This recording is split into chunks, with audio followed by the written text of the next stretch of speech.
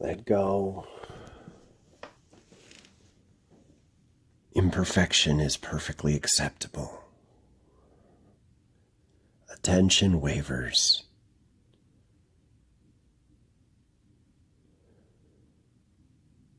You are likely not who you think you are.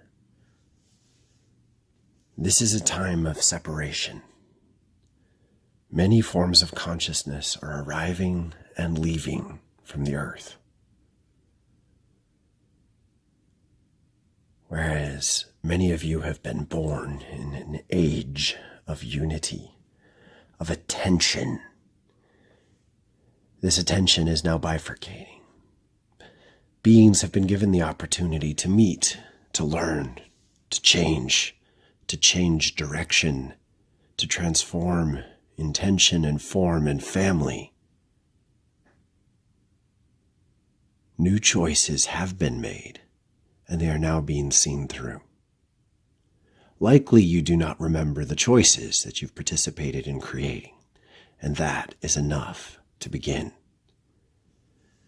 Accepting that you are not this body, this life, is often quite difficult.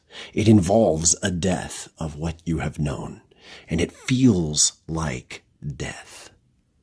When you embrace the true potential in this situation, you are able to see through into the rebirth that has begun and induced the death itself. Wondering how and when this system of transformation will complete itself is irrelevant. Focus on the health in this, on the hope that carries you.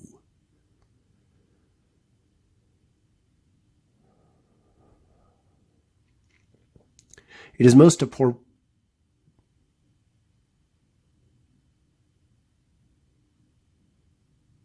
I started going the wrong direction. He stopped me.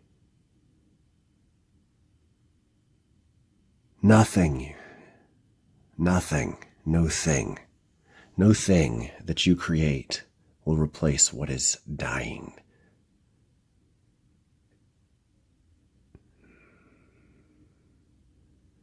Seek to still through the passions and the transformations that transpire. Allow your fear to voice itself. Simply understand it as it is. It's a reaction to the death of a past that never was. The lie as you lay asleep, dies. It is a lie because it is simply not true.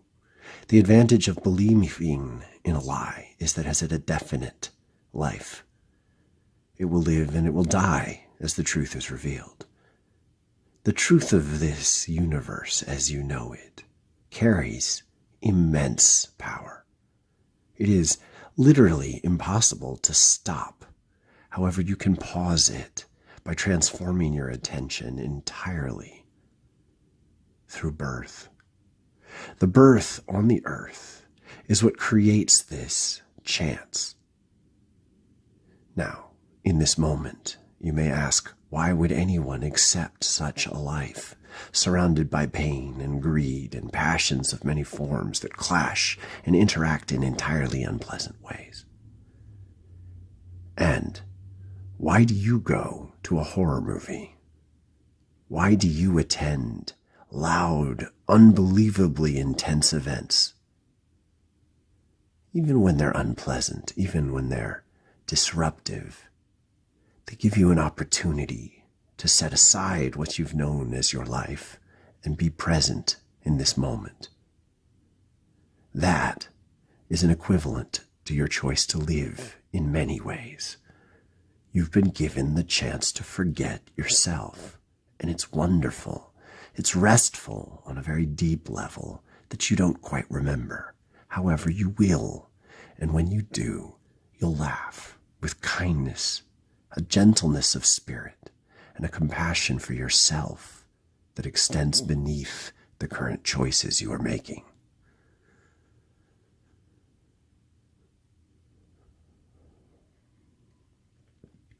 It is terrifying to understand that you've been making choices by how you place your attention, Because in many ways you would not necessarily make the same choice if it were presented to you forthright.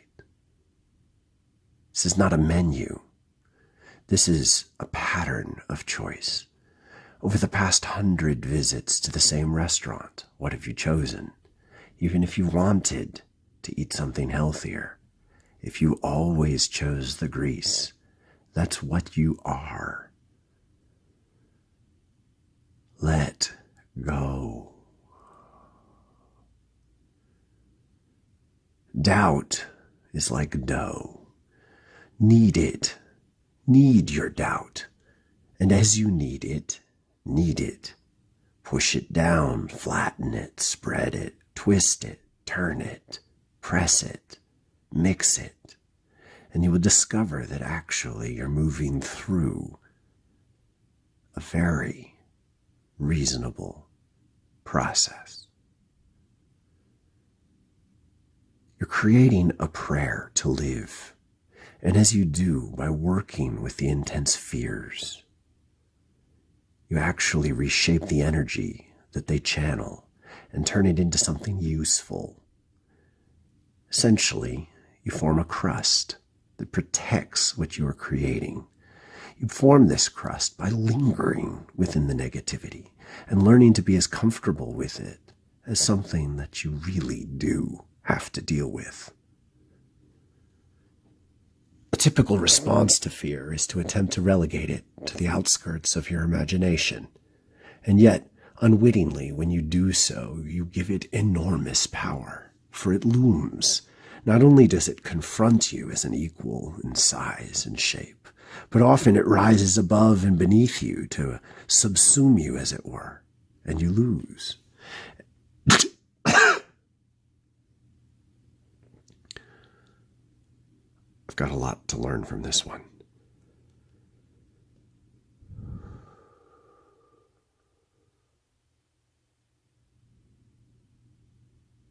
Let go.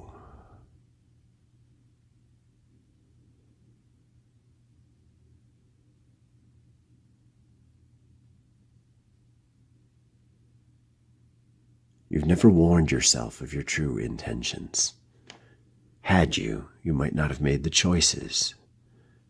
As they are, you are activating a deep sense of purpose, not only within yourself, but as a way of being. Your lack of perspective on who you are is needful. It's been important that you design this dough as if you're in charge of it. And it's been important that you extend this dough to your imagination of the earth. As you do, you form the opportunity to create a space of clarity within yourself. Now you are tuned to the earth and your own life within your mind. And I ask you in this moment, are you ready to hold it here?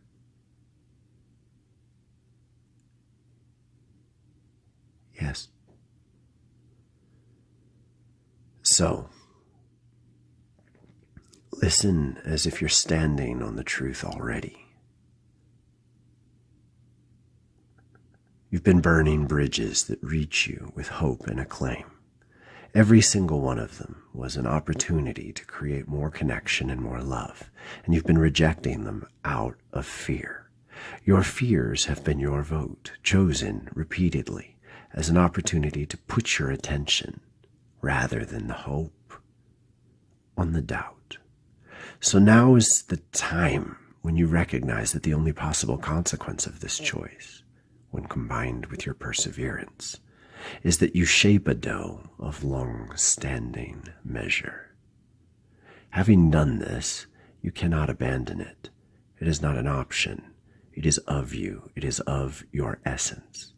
And as you create what you are, you learn to ride it. Unlike a wave that you could choose to approach and leave, this is a vibration generated from the center of you. It will continue to flower and flourish and flow and sweep.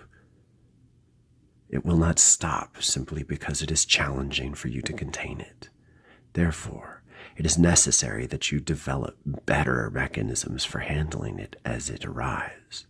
Once you know you can ride it well with intoxicants and distractions, it's important to recognize that these opportunities will continue to be present with you. As you continue, rest with that and make healthier choices based in your exact knowledge of each consequence. Knowing you can rest, what can you do?